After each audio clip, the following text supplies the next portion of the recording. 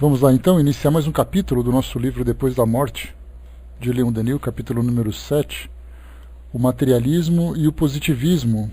Nós vimos nesses nossos últimos encontros as características de várias religiões do passado e das religiões da atualidade, né? As religiões contemporâneas.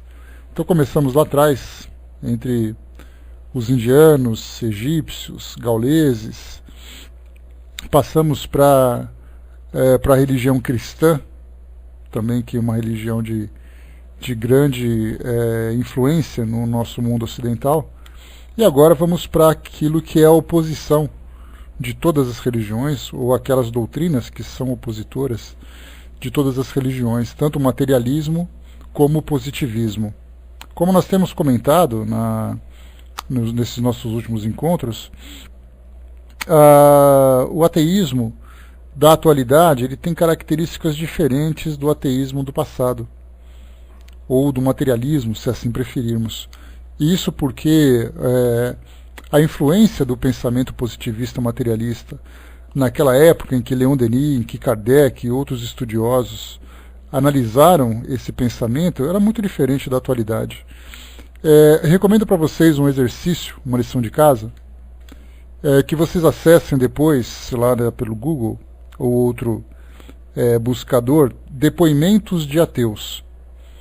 É muito válido porque vocês vão encontrar, vocês vão se deparar com o que eles pensam, por que se tornaram assim, qual é a resistência que eles têm para as religiões da atualidade. Então nós veremos que muitos deles utilizam o pensamento ateísta, materialista, muito mais como uma contramedida daquilo que as religiões apresentam hoje. E não simplesmente com alguém que diz assim, olha, eu sinceramente não acredito em Deus. Ele vai dizer assim, eu não acredito na forma como as religiões se apresentam, não gosto das perseguições, não gosto das imposições. Então se percebe que esse pensamento ateísta é muito mais uma negação das instituições da atualidade do que uma convicção no mundo meramente material. Então a gente vai fazer uma comparação daquilo que nós estudamos hoje, do ateísmo no presente e daquilo que era o ateísmo no passado. Então a gente começa primeiro, naturalmente, né, pelo contexto da época, em que no século XIX havia ainda a influência, principalmente da religião católica. A gente vai ver que Leon Denis continua ainda apresentando, né, aquela ideia bastante ostensiva contra a religião católica, exatamente porque na época ela exercia grande influência, e era uma influência de perseguição, uma influência destrutiva, principalmente por causa do Tribunal do Santo Ofício, né, que era nada mais do que a nossa conhecida Santa Inquisição. E aí então, chegando aquele momento de liberdade de pensamento do iluminismo, correntes contra a religião começaram a surgir. E essas correntes vieram também como uma contrapartida, como uma contramedida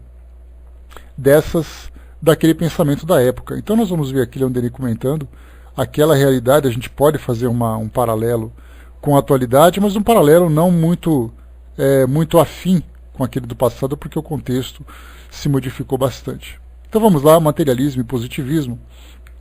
Veremos ali o positivismo, que era uma nova doutrina surgida através do pensamento de Auguste Comte, que era um pesquisador, um cientista, que entendia que tudo, né, inclusive não apenas as questões metafísicas que falam do mundo espiritual, mas também as próprias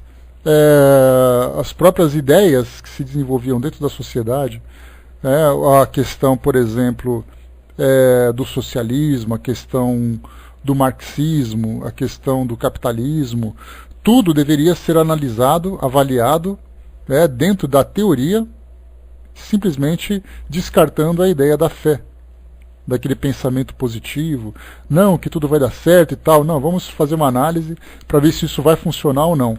Então, desde esses pensamentos que alteravam, que interferiam na sociedade, até mesmo as ideias espiritualistas, religiosas, todas elas deveriam ser submetidas a uma análise racional, calculada, né? Então o positivismo poderia ser também ser chamado de calculismo, né? Se nós assim quisermos, né? Porque com o calculismo tudo deveria ser calculado. Se você acredita em Deus, então vamos buscar os dados que confirmem essa ideia.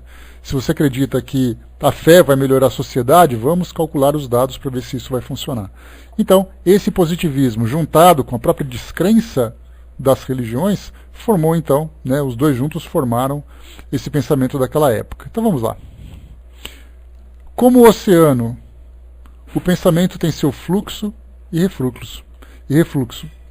Quando a humanidade entra, sob qualquer ponto de vista, no domínio das exagerações, produz-se cedo ou tarde uma reação vigorosa. Os excessos provocam excessos contrários. Depois de séculos de submissão e fé cega, a humanidade, cansada do sombrio ideal de Roma, atirou-se às teorias do nada. As afirmações temerárias trouxeram negações furiosas. Empenhou-se o combate e o alvião do materialismo fez brecha no edifício católico. As ideias materialistas ganham terreno.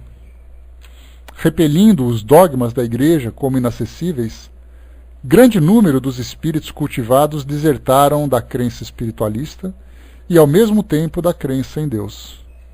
Afastando as concepções metafísicas, procuraram a verdade na observação direta dos fenômenos, no que se convencionou chamar o método experimental. Pode-se resumir assim as doutrinas materialistas. Tudo é matéria. Cada molécula tem suas propriedades inerentes, em virtude das quais se formou o universo com os seres que em si contém. É uma hipótese a ideia de um princípio espiritual governando a matéria, pois esta se governa a si própria por leis fatais, mecânicas. A matéria é eterna, e só ela é eterna. Saídos do pó, voltaremos ao pó. O que chamamos alma, o conjunto das nossas faculdades intelectuais, a consciência, não mais é que uma função do organismo, e esvai-se com a morte.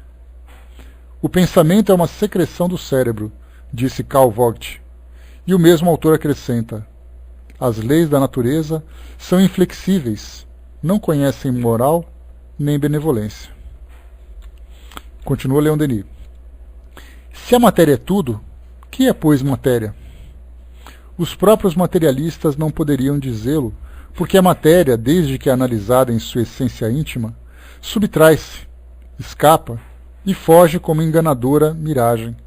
Aqui Leon Denis, naturalmente, ele traz um pensamento daquela época, e hoje a gente tem uma visão da matéria muito mais profunda, a partir do momento em que os estudos da ciência, como por exemplo a química, a física, começam a entender que a energia, que a matéria, nada mais é do que uma energia condensada. E por que energia condensada? Porque nós falamos de elementos atômicos, elementos subatômicos, são partículas que na verdade se aproximam e se atraem pela força das energias. Então, se nós falarmos dessa mesa onde nós apoiamos os nossos computadores, desse objeto material, se nós olharmos no nível submolecular, nós veremos ali simplesmente pontos de energia que estão ligados entre si. E é a força dessa atração que faz com que eles tenham essa rigidez. Então nós perguntamos, o que é a matéria exatamente?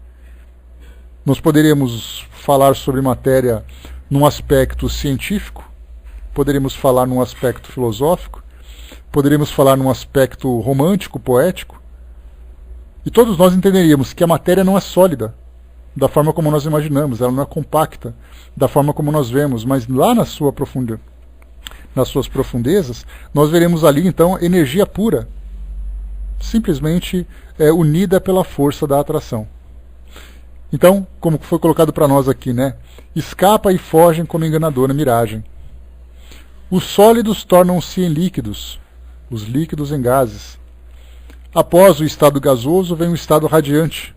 Leon Denis já falava aqui da época de William Crookes, que falava sobre o estado radiante da matéria, através ali dos estudos dos raios catódicos e tal, né? Aqueles nomes interessantes que chegam para nós.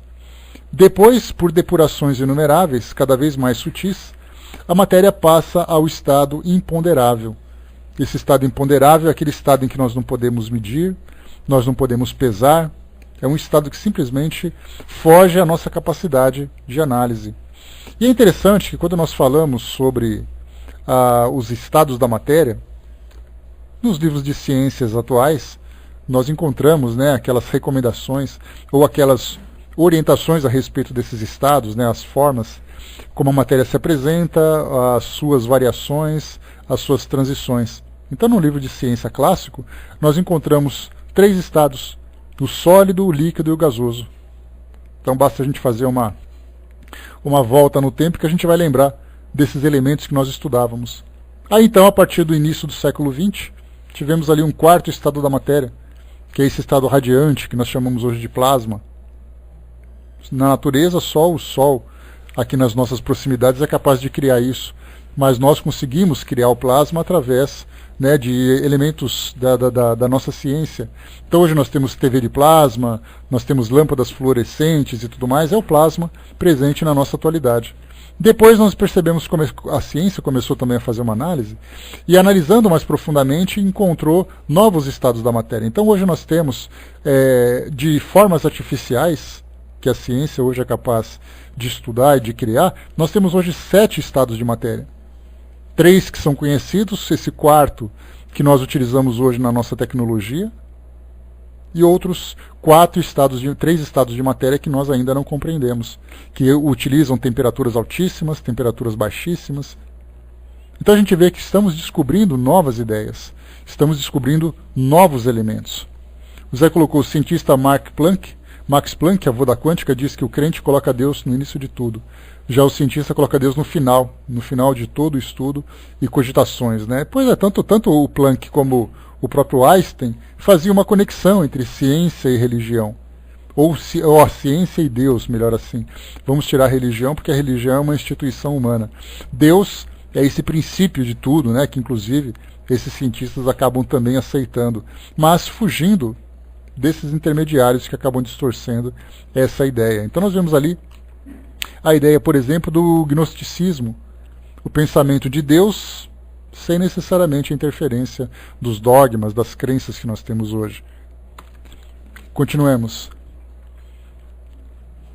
Torna-se, então, essa substância etérea que enche o espaço, e de tal sorte tênue que se tomaria pelo vácuo absoluto se a luz, atravessando-a, não a fizesse vibrar. Os mundos banham-se em suas ondas, como nas de um mar fluídico. Assim, de grau em grau, a matéria se dissipa em poeira invisível, tudo se resume em força e movimento. Aqui Leon Denis, utilizando nessa linguagem poética, fala exatamente que a matéria de sólida, que seria o estado mais denso que nós conhecemos, ele vai então se tornando cada vez mais flexível e vai se tornando também cada vez mais imponderável, até que chega um momento em que ele simplesmente se perde, ele se dissipa no universo.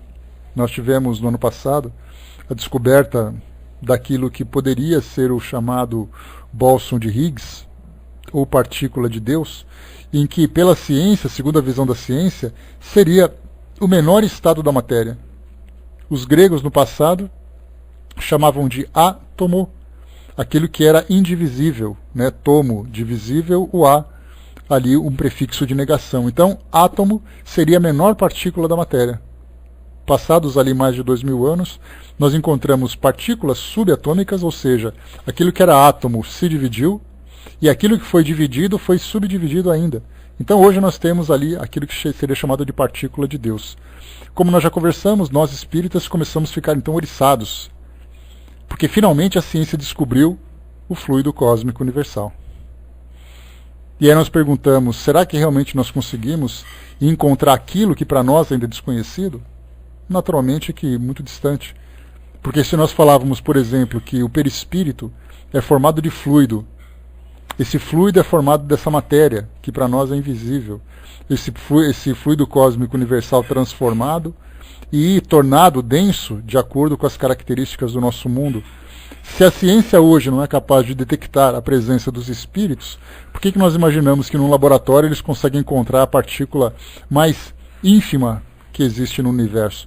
Então tem muita coisa ainda para a gente compreender, temos muita coisa ainda para avaliar, para compreender a respeito dessa estrutura do nosso mundo. Não é nem uma questão de mecanismo do mundo, porque o mecanismo é a dinâmica que existe no universo, as leis que regem, o movimento, as combinações, mas a gente fala simplesmente da estrutura, do que é feito o mundo. Hoje os cientistas sabem também de uma chamada matéria escura, que foi esse o nome que eles deram, e descobriram essa matéria escura pela influência que ela exerce sobre os corpos, ou sobre, pelo menos, por exemplo, a luz. Perceberam que a luz se desviava no espaço sem nada que pudesse atraí-la. A gente sabe que um planeta, uma estrela, pelo seu tamanho, pela sua dimensão, é capaz de fazer com que a luz se desvie pela força da gravidade. Mas aí eles perceberam que a luz se desviava sem que ela tivesse nada que a atraísse.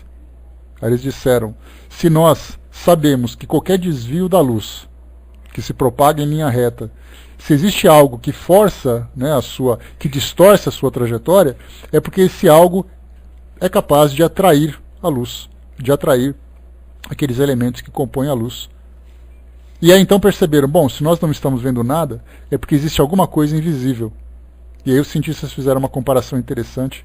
Eles disseram que se por acaso o universo fosse um grande bolo de chocolate, todo o chocolate seria essa matéria escura e as estrelas seriam aqueles confetes que estariam ali grudados nela.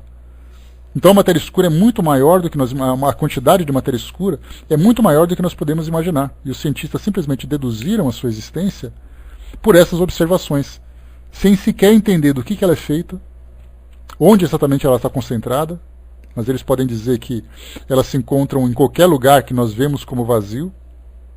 Esse vazio, na verdade, se encontra preenchido. Então hoje nós temos matéria escura, nós temos bóson de Higgs, nós temos ali partículas subatômicas, nós temos até mesmo a ideia da física quântica, que fala sobre energias irradiadas a partir da movimentação desses elétrons, que saltam de uma camada para outra, né? Enquanto eles absorvem e eles expandem, eles dissipam a energia. Então começamos a falar dessas ideias e a nossa cabeça começa a dar um nó. Mas aí a gente vê, se por um lado os espíritos já adiantaram lá na frente que existe um fluido cósmico que eles chamaram de fluido cósmico universal, foi o nome que eles deram, e não significa necessariamente que em todos os lugares existem esse mesmo nome. Os espíritos da codificação trouxeram esse nome e entenderam que isso poderia ser uma forma prática de entendermos, né? Um fluido, que é uma substância, cósmico, porque existe em todo espaço, universal, porque existe em todas as partes. Mas eles poderiam chamar de qualquer coisa. Por isso, então, nós vemos que hoje nós temos esse fluido cósmico nas mais variadas densidades e com as mais variadas características. Inclusive nós temos hoje informações que chegam dos livros que foram psicografados recentemente, como por exemplo, né, o André Luiz trouxe para nós informações sobre isso, outros espíritos também psicografaram, dizendo que o próprio espírito, porque lembra que nós estudamos ali no início do livro dos Espíritos, que eles disseram resumidamente, falaram isso em 2 linhas, então se falaram em 2 linhas, significa que soltaram assim de uma forma muito superficial, muito básica. Disseram que no universo existem 3 elementos, Deus, que é o princípio de tudo, o espírito e a matéria. A matéria é tudo aquilo que não pensa, que não sente. O espírito é o princípio inteligente, mas veio a pergunta, do que é feito o espírito? A gente sabe que ele é o princípio inteligente, mas qual exatamente a sua constituição? Os espíritos falam que ele se parece com uma chama, que ele se parece com isso, com aquilo, tentando utilizar comparações para que a gente possa compreender, mas a pergunta continua, do que é feito o espírito? Aí todo mundo vai dizer assim, mas o espírito não é feito de matéria. Tudo bem, do que ele é feito então? E aí nós não conseguimos encontrar resposta. E há aqueles que estudam, principalmente essas informações, por exemplo, que chegam do plano espiritual, ainda que de uma forma incompleta, dizendo que o espírito também é feito de fluido cósmico universal. Mas nós ainda estamos tão distantes de compreender que qualquer debate acaba sendo simplesmente troca de ideias, né? Ou seja, cegos discutindo qual é a intensidade, qual a tonalidade das cores. Cegos de nascença que nunca viram. 2 cegos que nasceram assim, olhando para o verde e tentando discutir como é que é o verde na cabeça de um, como é que é o verde na cabeça do outro. Então, na verdade, nós temos ali esse fluido cósmico universal que os espíritos trouxeram, dizendo que é um elemento primordial, um elemento básico, elementar de todo o universo, mas as suas variedades estão muito longe da nossa compreensão. Por isso Leon Denis coloca, os mundos banham-se em suas ondas como nasce de um mar fluídico. Então esse fluido está espalhado por aí, nas mais variadas características, nas mais variadas combinações, densidades. Aquilo que nós conhecemos é aquilo que faz parte do mundo material. E aquilo que faz parte do mundo invisível, do mundo espiritual, que a ciência ainda não considera. A gente certamente daria um nó na nossa cabeça. Mas fiquemos então com essa nossa, conformados com essa nossa limitação, sabendo que existe muito mais do que a gente imagina. Seria mais ou menos como se hoje nós tivéssemos todas as forças navais navegando na superfície dos mares, acreditando que já descobriram todos os mistérios, sabendo que embaixo deles nós temos ali profundezas que jamais foram exploradas. Apesar dos submarinos, dos equipamentos, dos sonares que utilizam, jamais conseguirão, pelo menos na condição atual, explorar todos os mistérios que existem nas profundezas do oceano. É a mesma coisa. O fato de nós colocarmos um telescópio, uma sonda espacial no espaço, não significa que nós vamos encontrar respostas para aquilo que nós queremos, porque os nossos equipamentos, os nossos sentidos ainda são muito limitados. Os espíritos falam que quando eles estão na condição de desencarnados, eles olham, por exemplo, para uma flor e não observam apenas uma flor. Observam irradiações dessa flor que foram originadas nas suas cores, foram originadas na sua composição material, foram originadas no fluido vital que a compõe, que a mantém viva. Vêm irradiações que simplesmente não temos compreensão. E eu me lembro de um depoimento interessante, claro que isso não é nenhuma afirmação, é só uma comparação de um famoso padre da Inglaterra, e que ele fazia um programa para a BBC, em que ele visitava várias partes do mundo para conhecer as religiões. Então ele simplesmente se oferecia como voluntário para participar dos rituais, participar das cerimônias, ouvir os depoimentos dos seguidores e tal, e isso era transformado num documentário muito interessante, por sinal. E ele então esteve aqui no Brasil, lá na região norte, e teve contato com o Santo Daime.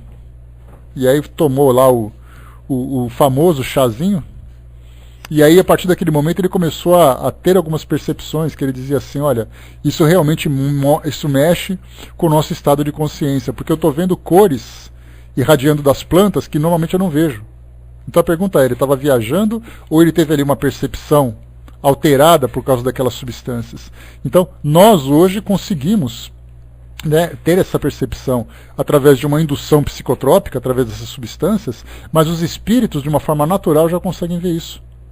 Até mesmo quando nós estudamos, né, os sentidos e percepções dos espíritos, a gente pergunta se o espírito não precisa da luz, já que ele não tem uma estrutura ocular como a nossa, né, em que nós temos nervos ópticos ali que captam os estímulos da luz e coisa e tal, os espíritos percebem como? Os objetos, os espaços. Eles simplesmente entendem as irradiações. Claro que eu estou falando para vocês de uma viagem que tem aqui na minha cabeça, porque eu também não faço ideia de como é isso, já que eu não estou nesse ambiente e não consigo definir isso tudo. Mas a gente vê quanta coisa tem ainda para se descobrir. O Zé colocou, né, precisamos começar estudando a física de Newton, que é o básico, né, para entender depois, aventar ideias e hipóteses. E também acho a física básica, porque nós temos a física clássica, que é aquela que é estudada por esses cientistas, né, como por exemplo Isaac Newton, como por exemplo Galileu Galilei, Nicolau Copérnico, e tantos Newton, eu já falei Newton, né, e tantos estudiosos do passado que elaboraram aquilo que nós conhecemos como física clássica, que é a física mecânica, a física até a termodinâmica, vimos ali a física das ondas eletromagnéticas, que mais que nós temos? Física dos gases, e assim vai. Tudo aquilo que compõe um livro de física do ensino médio que nós encontramos hoje nas escolas. De repente veio Einstein e começou a falar sobre física teórica. Essa física teórica começou a juntar, por exemplo, a teoria da relatividade, ideias que nós não conhecemos. Depois nós passamos para a física quântica, que piorou mais ainda, se a gente já tinha dificuldade para decorar as fórmulas da mecânica. Imagina agora quando surgiu a física quântica, né? E aí estamos aprofundando cada vez mais. Pois é, esse é o karma dela, né, Andréa? Então, estamos hoje com essa necessidade de gradualmente aprender, primeiro do básico, para depois nos aprofundarmos. E nós não entramos nem ainda naquele conhecimento que diz respeito, como eu falei para vocês, do mundo espiritual. Vamos em frente. Os corpos orgânicos ou inorgânicos, diz-nos a ciência, minerais, vegetais, animais, homens, mundos, astros, mais não são que agregações de moléculas, as quais são a seu turno compostas de átomos, separados uns dos outros em estado de movimento constante e de renovamento perpétuo. O átomo é invisível, mesmo com o auxílio dos mais poderosos microscópios. Olha só a física do início do século XX. Hoje, embora o átomo não possa ser analisado microscopicamente, certamente ele pode ser percebido através de outros instrumentos que a nossa ciência foi capaz de criar. Tanto que na década de 1930, nós tivemos ali os físicos começando então a dividir o núcleo do átomo, que foi exatamente de onde surgiu as bombas atômicas, que era a física nuclear. Até então, beleza. Até então, simplesmente era o núcleo e era a eletrosfera. Aí os cientistas começaram então a quebrar o núcleo do átomo, a entender essa liberação de energia, e a partir dali, né, dos prótons e dos nêutrons que ficam ali no núcleo do átomo, começaram também a dividir essas partículas. E aí encontraram, né, neutrinos, encontraram isso, aquilo, não vou nem falar o nome para vocês porque eu não sei do que se trata exatamente, né, porque teria que ser físico e um físico especialista nessa área para poder entender. Mas a gente vê que todos esses nomes bonitos, complicados, dá até vontade de colocar no filho da gente, né, quando pega um nome desse. Mas para que isso tudo? Simplesmente porque a ciência começa a se aprofundar, a ciência começa a se desenvolver. Vamos então continuando aqui para nós. O átomo é invisível, mesmo com o auxílio dos mais poderosos microscópios. Apenas pode ser concebido pelo pensamento, de tal sorte, extrema é sua pequenez. E essas moléculas, esses átomos, agitam-se, movem-se, circulam, evolucionam em turbilhões incessantes, no meio dos quais a forma dos corpos só se mantém em virtude da lei da atração. A ciência hoje mostra isso também. É essa lei da atração, dessas ligações, né, que nós temos hoje entre os átomos, que fazem com que nós tenhamos hoje esse estado de matéria que nós entendemos. Pode-se, pois, dizer que o mundo é composto de átomos invisíveis, regidos por forças imateriais. A matéria, examinada de perto, esvai-se como fumaça. Não tem mais que uma realidade aparente, e base alguma de certeza nos pode oferecer. A realidade permanente, certeza, só há no espírito. Unicamente a esse é que o mundo se revela em sua unidade viva, em seu eterno esplendor. Somente esse é que pode apreciar e compreender a sua harmonia. É no espírito que o universo se conhece, se reflete, se possui. O espírito é mais ainda. É a força oculta, a verdade que governa e dirige a matéria. Mens agitat molem, o que dá a vida. Todas as moléculas, todos os átomos, dissemos, agitam-se, renovam-se incessantemente. No corpo humano há uma torrente vital comparável ao curso das águas. Cada partícula retirada da circulação é substituída por outras partículas. O próprio cérebro está submetido a essas mudanças, e o nosso corpo inteiro renova-se em alguns meses. É, portanto, inexato dizer que o cérebro produz o pensamento, pois ele não passa de um instrumento deste. Através das modificações perpétuas da carne, mantém-se a nossa personalidade, e com ela a nossa memória e a nossa vontade. Há no ser humano uma força inteligente e consciente que regula o movimento harmônico dos átomos materiais de acordo com as necessidades da existência. Há um princípio que domina a matéria e lhe sobrevive. O mesmo sucede com o conjunto das coisas. O mundo material não é senão o aspecto exterior, a aparência móvel, a manifestação de uma realidade substancial e espiritual que nele existe. Assim como o eu humano não está na matéria viável e sim no espírito, assim o eu do universo não está no conjunto dos globos e dos astros, que o compõem, mas sim na vontade oculta, na potência invisível e imaterial que dirige as suas molas secretas e regula a sua evolução. Parando por aqui um pouquinho. Bom dia, pessoal que chegou. Quando se fala sobre essas ideias de Leon Denis, lembramos que ele está apresentando uma contra-argumentação para aquilo que os materialistas apresentam, dizendo, por exemplo, que você nada mais é do que um corpo material e toda a sua personalidade, todos os seus sentimentos e emoções, nada mais são do que o resultado de agitações dessa matéria. Ou seja, quando a matéria para de ter essa vida que nós entendemos, que até mesmo hoje um materialista vai dizer assim, olha, você só existe porque você está vivo. E aí você fala assim, então me explica o que é a vida. Aí já surge aquela grande interrogação. Então o que Leon Denis propõe é o seguinte, que você pode entender que o mundo é feito de material, mas não é através da matéria que você vai explicar a personalidade. Isso porque nós nem entramos ainda nas manifestações dos espíritos para explicar que existe consciência extramaterial, consciência extracorpórea ou metafísica, como entendemos.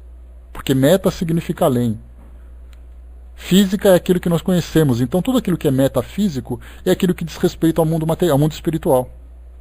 E quando nós falamos de uma manifestação e um espírito se manifesta naturalmente, quando uma experiência é feita de manifestação espiritual nos moldes que Kardec e todos os demais estudiosos fizeram naquela época, no final do século XIX, começo do século XX, apresentando, né, uma estrutura que pudesse ser avaliada, né, no caso das materializações, no caso das psicografias e psicofonias.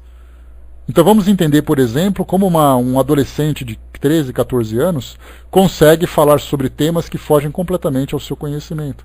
De onde vêm essas ideias?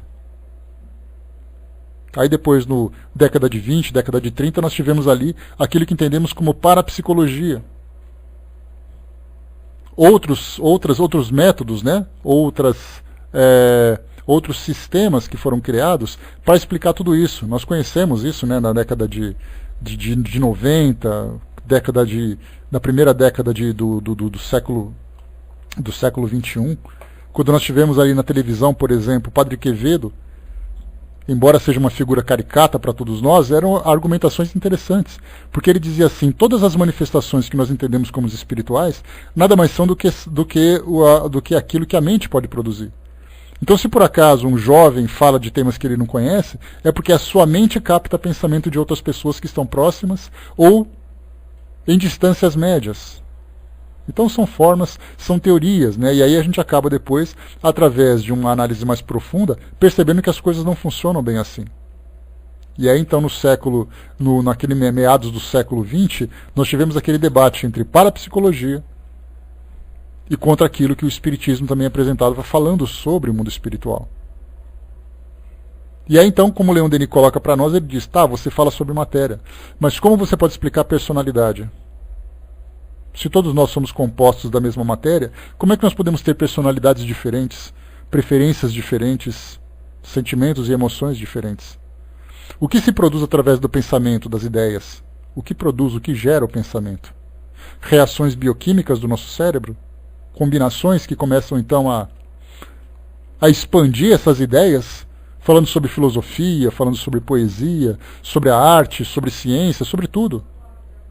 De onde surge tudo isso? Simplesmente manifestação da matéria? Seria um pensamento muito restrito, um pensamento muito limitado, atribuir à matéria potenciais dessa natureza, potenciais da personalidade. Leon Denis continua. A ciência materialista só vê um lado das coisas. Em sua impotência para determinar as leis do universo e da vida, depois de haver proscrito a hipótese, é obrigado ela também a sair da sensação, da experiência e recorrer à hipótese para dar uma explicação das leis naturais. É o que ela faz tomando por base o mundo físico, o átomo, do mundo físico o átomo, que os sentidos não alcançam. Jules Saury, um dos mais autorizados escritores materialistas, na análise que fez dos trabalhos de Haeckel, não hesita em confessar essa contradição. Nada podemos conhecer, diz ele, da constituição da matéria. Se o mundo fosse somente um composto de matéria, governado pela força cega, isto é, pelo acaso, não se veria essa sucessão regular, contínua dos mesmos fenômenos, produzindo-se segundo uma ordem estabelecida. Não se veria essa adaptação inteligente dos meios aos fins, essa harmonia de leis, forças e proporções que se manifesta em toda a natureza. A vida seria um acidente, um fato de exceção e não de ordem geral. Não se poderia explicar essa tendência, esse impulso que em todas as idades do mundo, desde a aparição dos seres elementares, dirige a corrente vital, em progressos sucessivos, para formas cada vez mais perfeitas. Cega, inconsciente, sem fito, como poderia a matéria se diversificar, se desenvolver sob o plano grandioso, cujas linhas aparecem a qualquer observador atento? Como poderia coordenar seus elementos, suas moléculas, de maneira a formar todas as maravilhas da natureza, desde as esferas que povoam o espaço infinito até os órgãos do corpo humano, o cérebro, os olhos, o ouvido, até os insetos, até os pássaros, até as flores? Os progressos da geologia e da antropologia pré-histórica lançaram vivas luzes sobre a história do mundo primitivo. Mas foi erradamente que os materialistas acreditaram achar na lei da evolução dos seres um ponto de apoio, um socorro para as suas teorias. Uma coisa essencial se deduz desses estudos. É a certeza de que a força cega em parte alguma domina de modo absoluto. Ao contrário, o que triunfa e reina é a inteligência, a vontade e a razão. A força brutal não tem bastado para assegurar a conservação e o desenvolvimento das espécies. Os seres que tomaram posse do globo e avassalaram a natureza não foram os mais fortes, os mais bem armados fisicamente, mas sim os mais bem dotados do ponto de vista intelectual. Desde sua origem, o mundo encaminha-se para um estado de coisas cada vez mais elevado. Através dos tempos afirma-se a lei do progresso nas transformações sucessivas do globo e das quadras da humanidade. Um alvo se revela no universo, alvo para o qual tudo tende, tudo evoluciona, seres e coisas. Esse alvo é o bem, é o melhor. A história da Terra é o mais eloquente testemunho dessa verdade. Sem dúvida, nos objetarão que a luta, o sofrimento e a morte estão no fundo de tudo. Mas o esforço e a luta são as próprias condições do progresso. E quanto à morte, ela não é o nada, como provaremos mais adiante, porém a entrada do ser em uma fase nova de evolução. Do estudo da natureza e dos anais da história do mundo, um fato capital se destaca. É que em tudo quanto existe há uma causa. E para conhecer a causa, é preciso avançar além dessa matéria, até a lei viva e consciente que nos explica a ordem do universo, assim como as experiências da psicologia moderna nos mostraram o problema da vida. Julga-se principalmente uma doutrina filosófica por suas consequências morais, pelos efeitos que produz sobre a vida social. Consideradas sob esse ponto de vista, as teorias materialistas baseadas sobre o fatalismo são incapazes de servir de incentivo à vida moral, de sanção às leis da consciência. A ideia inteiramente mecânica, que dão do mundo e da vida, destrói a noção da liberdade e, por conseguinte, a de responsabilidade. Fazem da luta pela vida uma lei inexorável, pela qual os fracos devem sucumbir aos golpes dos fortes, uma lei que bane para sempre o reinado da paz, da solidariedade e da fraternidade humana. Penetrando os espíritos, tais teorias só podem acarretar aos infelizes a indiferença e ao egoísmo, aos deserdados o desespero e a violência, a todos a desmoralização. Aqui o que Leon Denis coloca para nós é que essa ideia da ciência, né, ou do pensamento científico ou materialista, considerar apenas a matéria como elemento primordial do universo, faz com que nós tiremos todo o aspecto moral. E ainda que eu seja matéria, e seja uma matéria que tenha tendências, preferências, interesses, eu posso simplesmente subjugar aqueles que se encontram numa condição inferior para eu alcançar o meu objetivo. Então Leon Denis fala que para prosperar esse pensamento materialista, nós cairíamos numa desmoralização total do nosso mundo, em que não haveria sentimento de fraternidade, não haveria consideração pelo semelhante, não haveria caridade, é simplesmente o mais forte subjugando o mais fraco. Então a lei da destruição imperaria de uma forma muito mais rápida, muito mais intensa. André colocou, né, conversar com o Leon Denis deveria ser demais, né? Ideias tão avançadas para a época, sem dúvida. Ele não apenas era um grande filósofo, como também um grande apaixonado, né, pela forma como ele expressa. Então o pensamento, a gente vê exatamente isso. Nessas ideias que nós temos, quando você coloca para aquele que é materialista, você acredita que você é matéria. E quando você propõe o desafio, me explica então a diferença da personalidade, e aí surge uma grande incógnita, porque ele vai dizer que o cérebro produz isso. Então você vai dizer, então me explica qual parte do cérebro e como o cérebro produz isso. Aí ele vai dizer, mas isso eu não sei, isso são as neurociências, são os neurocientistas que vão explicar. Aí nós entramos naquela ideia, eu não concordo, eu não aceito, mas eu também não sei como funciona. E a gente vê isso claramente, muito mais, como nós dissemos no início, uma negação daquilo que é apresentado pelas escolas religiosas da atualidade, do que uma convicção. Porque você não acredita no nada, porque você descobriu que o nada é capaz de criar as coisas. Você acredita no nada como uma opção pela forma como a criação é feita. Pelos dogmas, pelas fantasias, pelas preferências. Porque você foi escolhido, o outro não foi. Você vai ser salvo e você não foi. Quem é esse elemento universal que é capaz de fazer essas escolhas? Como eu não acredito nesse elemento, então eu prefiro acreditar no nada. Então vemos que o ateísmo da atualidade, mais uma vez, eu falei para vocês no início, e para vocês que chegaram agora eu também passo, uma lição de casa.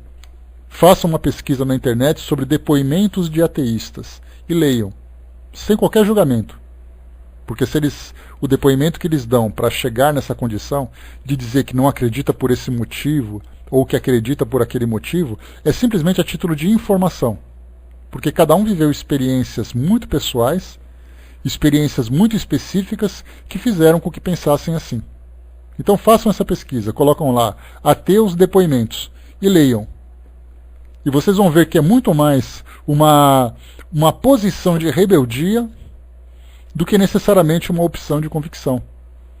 Adolescentes, né, quando eu li alguns depoimentos interessantes, adolescente de 12 anos dizendo assim, olha, eu me tornei ateu aos 12 anos de idade. Outros, eu me tornei ateu aos 15 anos de idade. E quando você vai perguntar, vai ler o depoimento todo e se perguntar por que chegaram nessa condição, vão perceber que era uma família que tinha um rigor, um fanatismo religioso muito intenso, experiências de decepção com instituições religiosas. E vemos então que, na verdade, mais uma vez, o ateísmo, o materialismo, é uma reação e não uma ação. Porque a ação é aquilo que parte do próprio indivíduo. E como nós lemos lá no Livro dos Espíritos, os Espíritos dizem que a ideia da existência de Deus, assim como também das leis naturais, se encontram impressas em nossa consciência.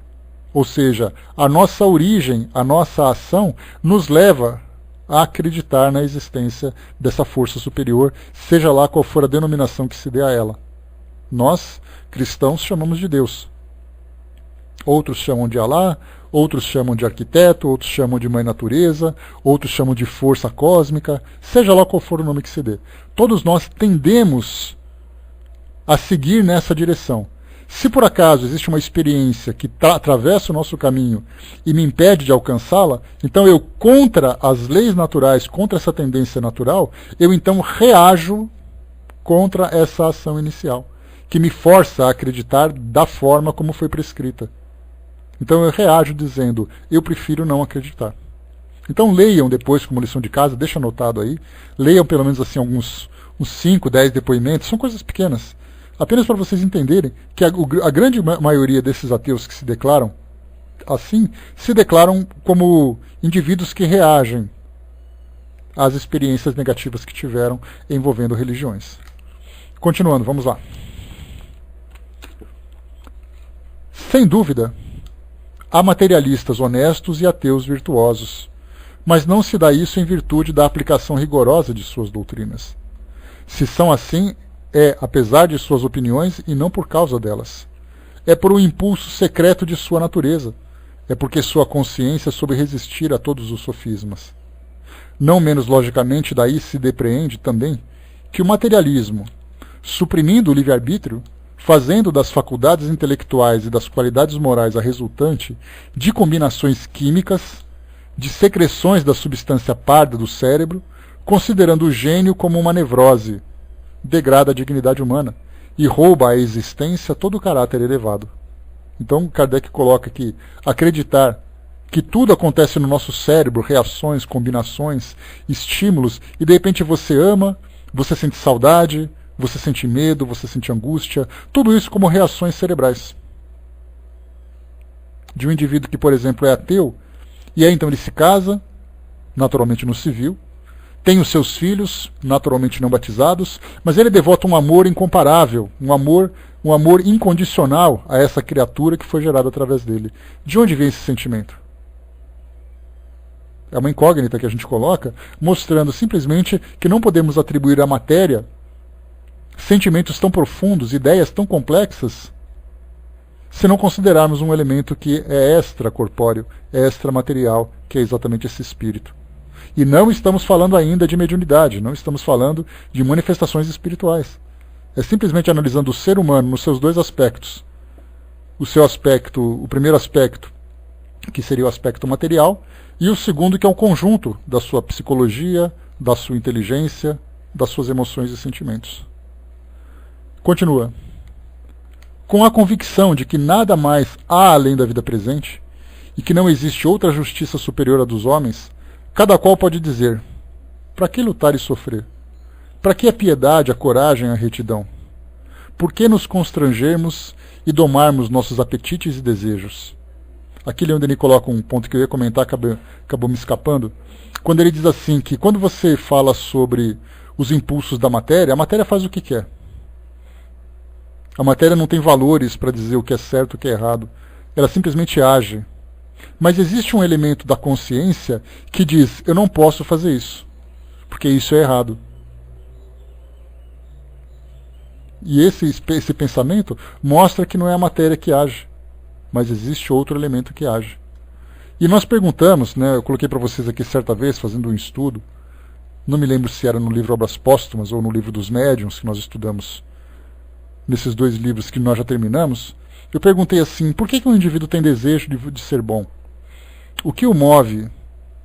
O que o leva a ser uma pessoa de bem? Hoje nós paramos e perguntamos: as pessoas de bem normalmente precisam fazer sacrifícios.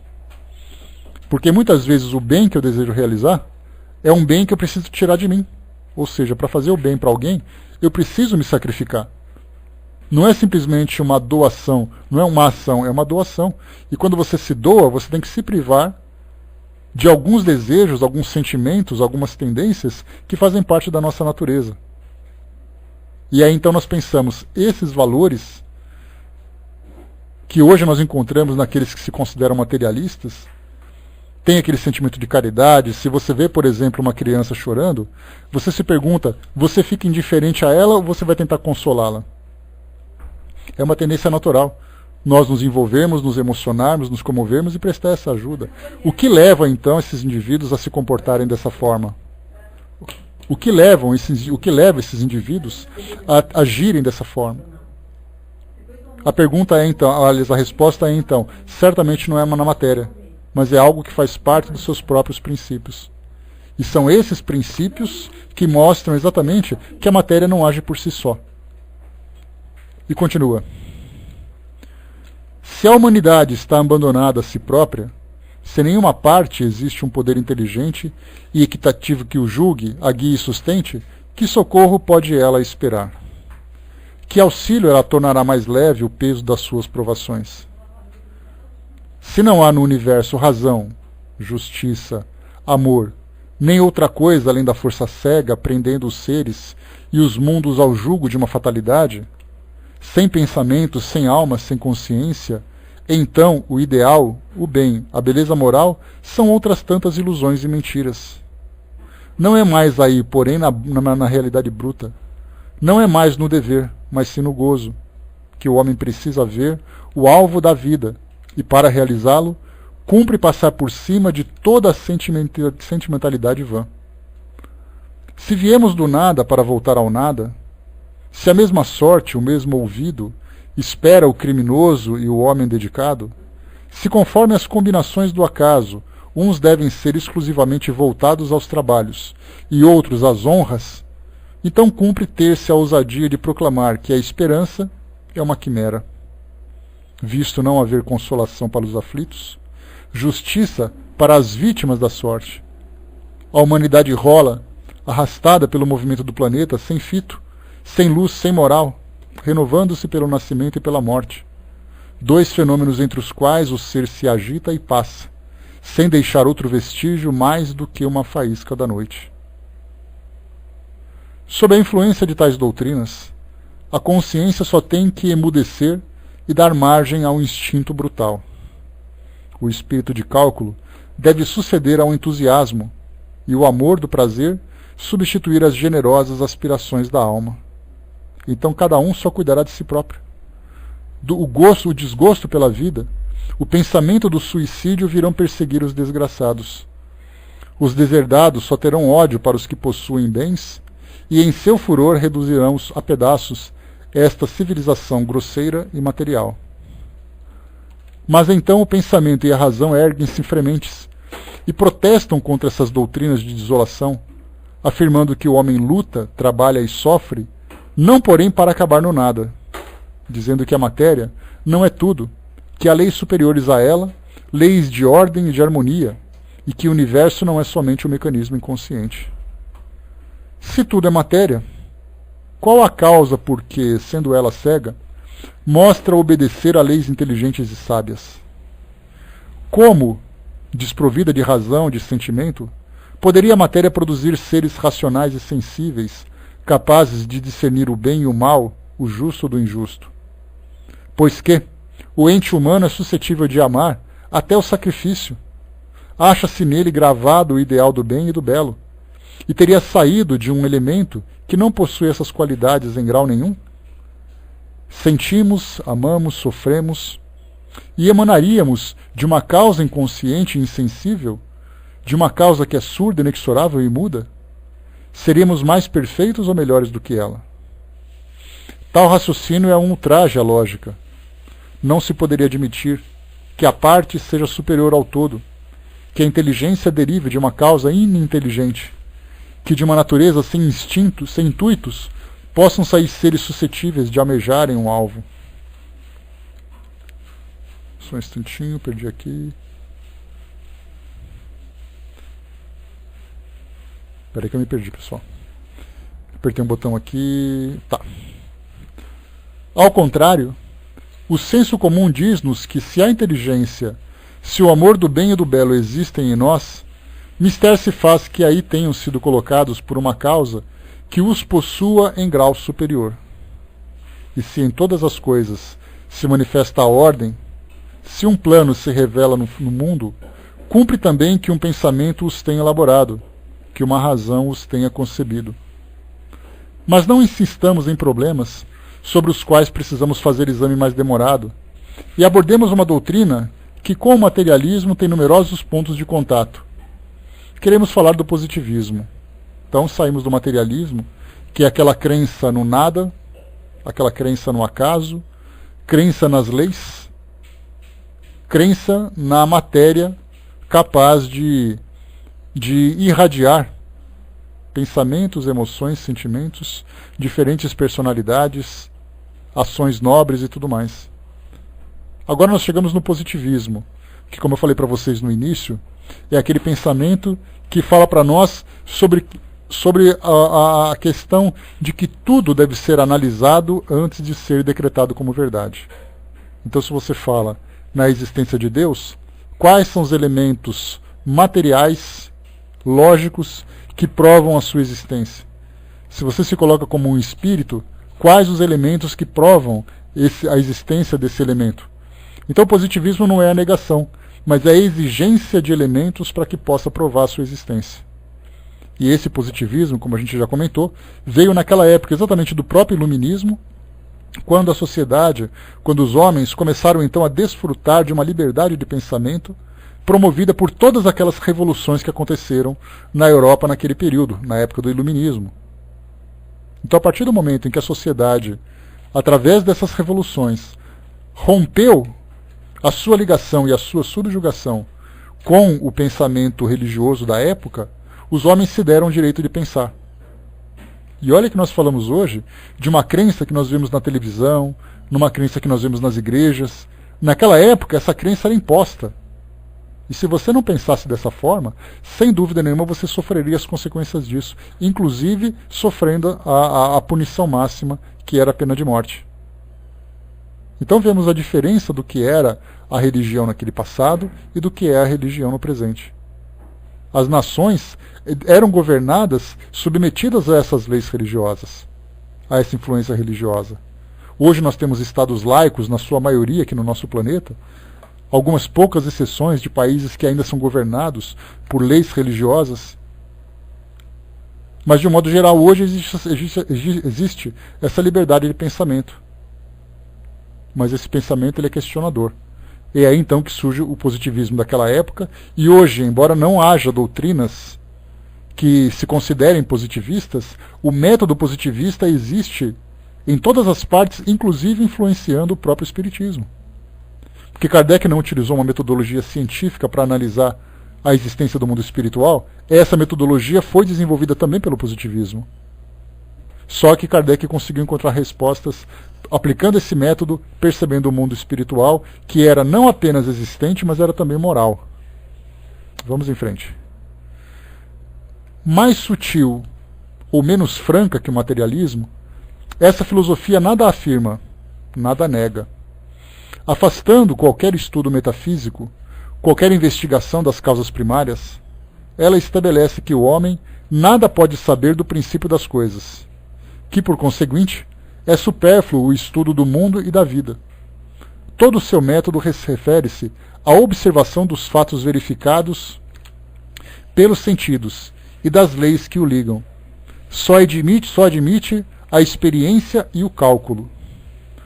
Mas o vigor desse método teve de desdobrar-se perante as exigências da ciência e o positivismo.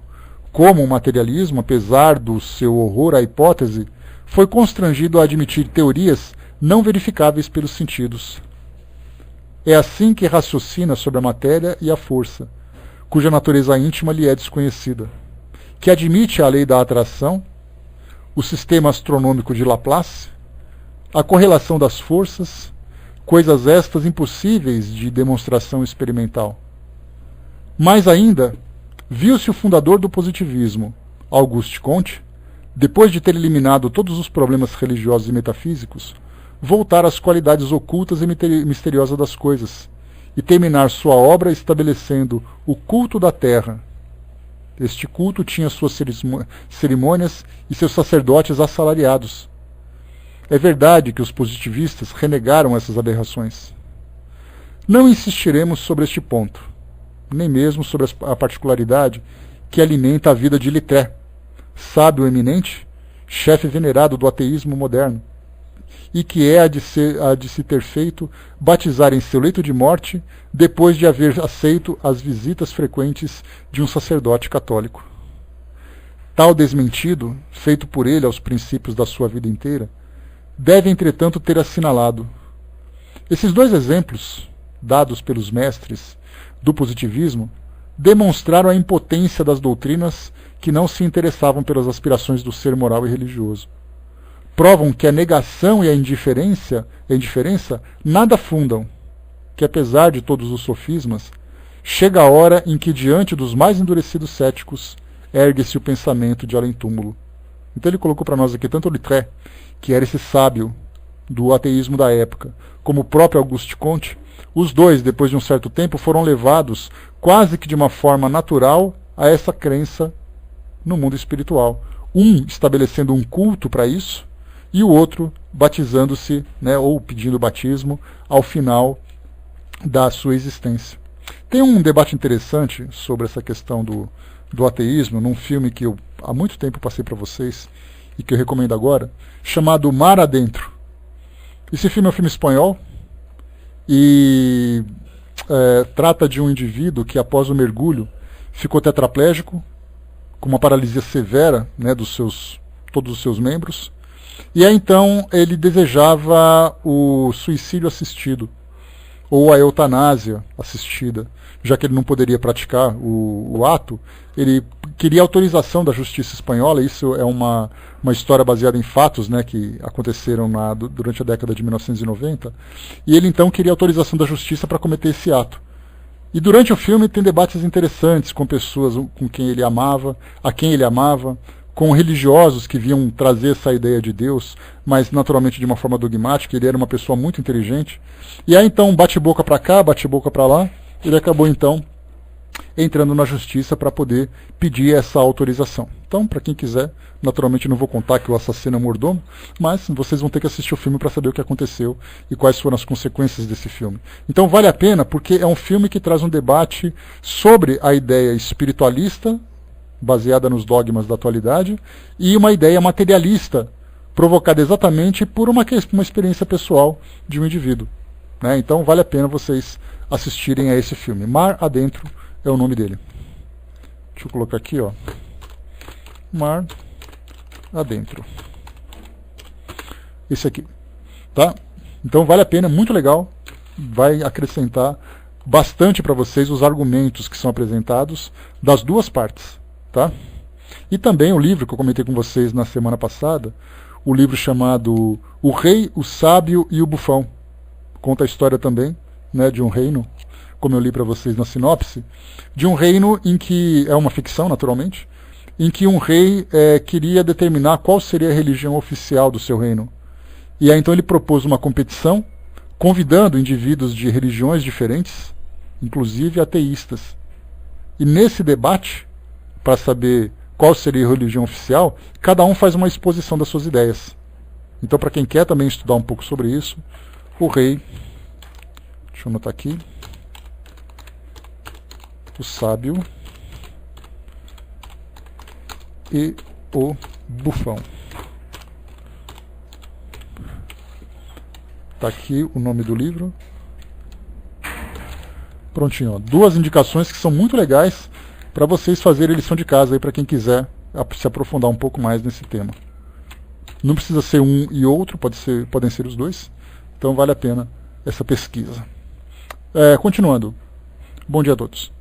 Todavia, não se pode desconhecer que o positivismo tinha tido sua razão de ser e prestado incontestáveis serviços ao espírito humano, constrangendo-o a fortificar mais seus argumentos, a determinar melhor suas teorias, a fazer melhores concessões à demonstração. Os seus fundadores, fatigados das abstrações metafísicas e das discussões de escola, quiseram firmar a ciência em terreno sólido. Então aqui, nessa parte do pensamento de Leon Denis, ele fala exatamente a virtude do positivismo, que, como eu falei para vocês, também trouxe uma influência muito significativa sobre a própria doutrina quando estava na elaboração de suas bases. Então não era simplesmente assim, você acredita no mundo espiritual? Não é uma questão de crença. Quais são os elementos que me provam a existência do mundo espiritual? Foi aí que Kardec, então, analisando as mesas girantes, analisando as manifestações, analisando o caráter dos médiuns, analisando todas as possibilidades que trazem essa realidade do mundo espiritual, foi aí que ele comprovou, então, que quem se comunicava através daqueles médiuns ou através daquelas manifestações físicas eram espíritos, ou seja, homens que estavam desencarnados. Para ele chegar a essa conclusão, e essa é uma grande virtude do Espiritismo, porque ele está sustentado numa base sólida, numa base concreta, foi exatamente elaborado nesses princípios positivistas. Porque, do contrário, nós poderíamos lançar um questionamento sobre as bases do Espiritismo e ele cair por terra como um todo. Mas a pergunta é, mas espera aí, vocês acreditam nessa coisa de Espiritismo? Eu acredito nessa coisa de espiritismo. Como é que você acredita? Por que você acredita? E então nós começamos a estudar aquele raciocínio inicial de Kardec desde o começo. Por isso que o estudo da doutrina espírita, o estudo histórico da doutrina espírita é fundamental, para perceber que nós não acreditamos no espiritismo porque Kardec disse que existia. É porque nós entramos na mente de Kardec e começamos a entender quais foram as experiências que ele teve a possibilidade de realizar, coisa que para nós hoje é muito raro. Você vai a um centro espírita, você não tem condições de participar de um experimento que prove, que demonstre uma manifestação. Então você dá créditos para aquele que inicialmente desenvolveu essa base, mas que te dá também a possibilidade de desenvolvê-la se quisesse. Então o positivismo também teve ali a sua contribuição significativa na elaboração das bases doutrinárias. O Zé colocou lá em cima, o positivismo é bem paradoxal. Se não vejam, a simples queda de um objeto no chão é algo que é explicado matematicamente, né? Pois é. com simples equações, né? Então, não sendo obra humana, temos que admitir alguém muito inteligente e criador do fenômeno. É mesmo assim, né, Zé? A gente tem aquela ideia, né? O que criam as leis da física? As leis da física foram um acaso. Elas foram sendo conhecidas de uma forma natural pelas suas próprias manifestações. Então você nega aquilo que vem antes. Como foi uma pergunta clássica de Carl Sagan, aquele astrônomo da década de 1980, que conseguiu divulgar de uma forma muito didática a astronomia, a ciência, a lógica. Ele colocava aquela pergunta, né? Se Deus criou o universo, quem criou Deus? Claro que são perguntas que nós não somos capazes de responder, mas não deixam de ter a sua lógica. Aliás, um outro livro também que eu posso recomendar para vocês, do próprio Carl Sagan, um livro chamado O Mundo Assombrado pelos Demônios. Tá, filhinha? Coloca na área de texto o nome, por favor, para mim, mais rápido para você. Então, O Mundo Assombrado pelos Demônios é um livro em que Carl Sagan faz um questionamento sobre tudo aquilo que é baseado na fé. Ele fala sobre religião, o mundo assombrado pelos demônios. Então ele fala sobre fé, ele fala sobre misticismo, ele fala sobre crenças em alienígenas. Ele coloca, por exemplo, como é que nos Estados Unidos tantas mulheres podem acreditar que foram abduzidas e voltaram grávidas de alienígenas. Qual a comprovação desse mundo, desses seres? Fala sobre a aparição de Fátima. Nada, pode deixar. Fala sobre a aparição de Fátima, em que ele considera aquela manifestação como sendo uma histeria coletiva. Então é uma outra visão também, O Mundo Assombrado pelos Demônios, de Carl Sagan. Não existem demônios nessa história, ele fala sobre os demônios do misticismo, da crença cega, do fanatismo, das fantasias e tal. Então, para quem quiser ler também, muito legal esse livro, tá? Vale a pena a leitura para entendermos também esse pensamento da nossa sociedade. Se a doutrina espírita é uma doutrina racional, a gente vê nesse livro argumentos que são muito interessantes, inclusive falando sobre a existência das manifestações espirituais, aparições fantasmagóricas e coisa e tal. Um outro livro também que é bem legal para ser estudado. Continuando.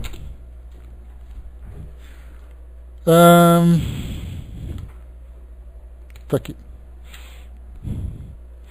Era, porém, tão limitada a base por eles escolhida, que o seu edifício faltaram simultaneamente amplidão e solidez. Querendo restringir o domínio do pensamento, aniquilaram as mais belas faculdades da alma. Repelindo as ideias sobre o espaço, sobre o infinito, sobre o absoluto, tiraram a certas ciências, as matemáticas, a geometria, a astronomia, toda a possibilidade de se desenvolverem e progredirem. Com referência a isso, há um fato muito significativo. É o campo da astronomia estelar, ciência proscrita por Auguste Comte, como sendo do domínio do incognoscível, que as mais belas descobertas têm sido realizadas. Então Comte falava que a astronomia estelar era uma bobagem, já que nós não tínhamos condições de chegar até ela. Porque você só poderia estudar aquilo que era palpável. Então se você falava, vou estudar as estrelas, como é que você pode estudar as estrelas se você não pode chegar até ela? E então ele acabou trazendo, né, uma grande desilusão para os cientistas da época, que buscavam o positivismo como sendo também uma doutrina de vida, uma doutrina pessoal, mas que eram cientistas e acabaram se desiludindo e acabavam também interrompendo o desenvolvimento dessas ciências. Felizmente o positivismo acabou se enfraquecendo e a ciência, ainda que baseada na teoria, continuou se desenvolvendo. Continuando. O positivismo está na impossibilidade de fornecer à consciência uma base moral. Neste mundo, o homem não tem só direitos a exercer, tem também deveres a cumprir. É a condição iniludível de qualquer ordem social. Mas para preencher os deveres, cumpre conhecê-los. E como possuir esses conhecimentos sem indagar-se o alvo da vida, das origens e dos fins do ser? Como afirmarmos-nos com a regra das coisas, segundo a própria expressão de Littré, se a nós mesmos nos interdizemos de explorar o domínio do mundo moral e o estudo dos fatos da consciência? Então o que Leon Denis coloca é como é que nós podemos, através do positivismo, explorar as ações nobres do homem. Porque quando você fala sobre caridade, sobre fraternidade, sobre amor, sobre sensibilidade, você não pode levar isso para uma planilha, para um microscópio. Você tem que ir além daquilo que o mundo material pode te oferecer. Por isso, então, começava a colocar em xeque, começava, então, a estremecer as bases do positivismo. Porque o homem é sentimental, o homem é moral. E é uma doutrina que não consegue explorar esses mundos. Com o louvável intuito, certos pensadores materialistas e positivistas quiseram instituir o que chamaram a moral independente, isto é, a moral desprendida de qualquer concepção religiosa. Acreditaram achar assim um terreno neutro em que todos os bons espíritos poderiam reunir-se. Porém, os materialistas não refletiram que, negando a liberdade, tornavam impotente e vã toda a moral. Teria também sido preciso que, para ser eficaz, a noção do dever fosse aceita por todos. Mas poderia essa noção ser apoiada numa teoria mecânica do mundo e da vida? A moral não pode ser tomada por base, por ponto de partida. Ela é a consequência de princípios, o coroamento de uma concepção filosófica. Eis porque a moral independente ficou sendo uma teoria estéril, uma ilusão generosa, sem influência sobre os costumes. Deixa eu pegar aqui, chegando no final já, pessoal. Já vamos acabar. Com o estudo atento e minucioso da matéria, as escolas positivistas contribuíram para enriquecer certos ramos de conhecimentos humanos, mas perderam de vista o conjunto das coisas e as leis superiores do universo. Encerrando-se no seu domínio exaustivo, imitaram o mineiro que se aprofunda mais e mais nas entranhas da terra, que aí descobre tesouros ocultos, mas que ao mesmo tempo perde de vista o grande espetáculo da natureza, que se mostra impotente sob os raios do sol. Essas escolas nem mesmo têm sido fiéis ao seu programa, porque depois de terem proclamado o método experimental como o único meio de se conhecer a verdade, deram desmentido a si próprias, negando a priori toda a espécie de fenômenos, de manifestações psíquicas que vamos examinar. Coisa notável, assim como os mais intolerantes e homens da Igreja, elas também mostraram os mesmos preceitos e a mesma desdenhosa incredulidade perante esses fatos que vieram aluir as suas teorias. O positivismo, portanto, não pode ser considerado como uma última fase da ciência, porque esta é essencialmente progressiva e sabe completar-se avançando. O positivismo não é, senão, uma das formas temporárias da evolução filosófica, pois os séculos não sucederam aos séculos, não se acumularam nas obras dos sábios e dos filósofos para tudo ficar limitado à teoria do incognoscível. O pensamento humano avança, desenvolve-se, e dia a dia penetra mais além. O que hoje é desconhecido não o será amanhã. A carreira do espírito humano não está terminada. Fixar-lhe o limite é desconhecer a lei do progresso, é falsear a verdade. Tempo chegará em que todos esses vocábulos, materialista, positivista, espiritualista, perderão sua razão de ser, porque o pensamento estará livre das pelas e barreiras que lhes impõem escolas e sistemas. Quando perscrutamos o fundo das coisas, reconhecemos que a matéria e o espírito não passam de meios variáveis e relativos para a expressão do que existe unicamente de positivo no universo, isto é, a força e a vida, que, achando-se em estado latente no mineral, não se desenvolvendo progressivamente no vegetal, vão se desenvolvendo progressivamente no vegetal ao ente humano, e mesmo acima deste, nos degraus inumeráveis da escala superior. Então, aqui, fechando para nós o estudo de hoje, nós trouxemos exatamente esse pensamento.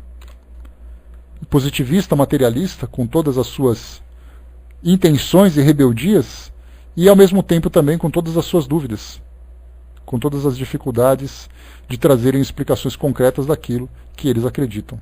Então, fechando por aqui esse nosso item número 7, o materialismo e o positivismo. O nosso próximo estudo vai falar sobre o item número 8, a crise moral, que é mais uma colocação de Leon Denis a respeito do comportamento da sociedade diante dessas diversas ideias, tanto as materialistas como as espiritualistas. Então, fechamos por aqui. quase que cravados, né? Só atrasamos um minuto aqui. Então, alguém pode fazer para nós o encerramento? Algum voluntário? Alguém disposto para concluir para nós o estudo? Lembrando que amanhã nós iniciaremos o estudo do Evangelho segundo o Espiritismo, né? Nós concluímos na semana passada o nosso livro Obras Póstumas, e agora vamos iniciar então, né, essa nova fase de estudos do livro Evangelho segundo o Espiritismo.